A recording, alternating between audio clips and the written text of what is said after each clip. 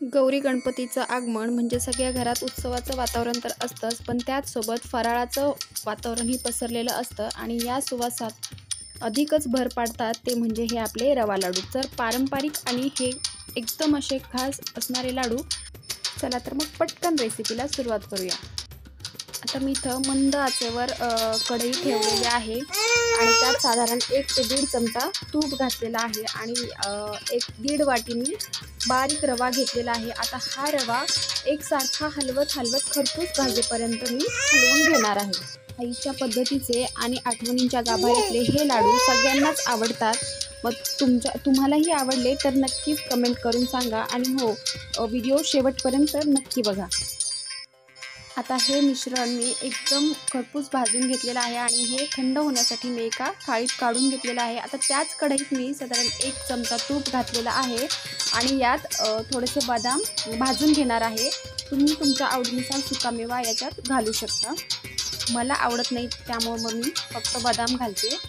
तर आता हे मिश्रण एकदम थंड झालेलं आहे. तर यात मी 1 वाटी पिठी साखर घातलेली आहे आणि याच वाटीने पाऊण वाटीने खोबऱ्याचा चव घालणार आहे. तर खोबरंही ऑप्शनल आहे, तुम्हाला हवं असेल तरच घालू शकता. तर आता हे लाडू पांढरे शुभ्र होण्यासाठी या खोबऱ्याची साल काढून परत किसून तुम्ही हे घालू शकता. मी असेच घातलेत. आता इथं 1 चमचा मी वेलची पूड घातलेली आहे आणि आपण मगाशी पाहिलं की मी बदाम तुपात तळून घेतले होते, ते पूड करून मी इथं घालत आहे. आता हे मिश्रण एकजीव होईपर्यंत मी हलवून घेणार आहे. आता या एकजीव झालेल्या मिश्रणात मी वरतून थोडं तूप घालून हे हलवून घेणार आहे.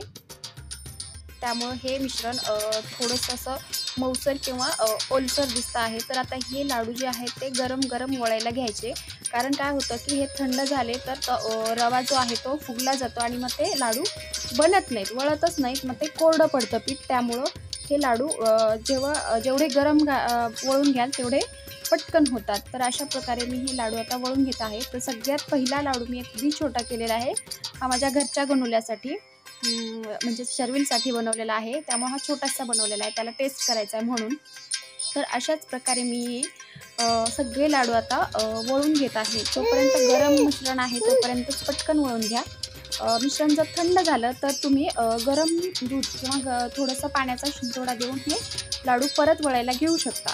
पण जर का यात दूध घातलं तर हे लाडू फार काळ टिकत नाहीत. जर लाडू 3-4 दिवस किंवा 5-6 दिवस टिकवायचे असतील तर यात दूध न घालता तुम्ही तूप घालू शकता, ते गरम केलेलं घालायचं.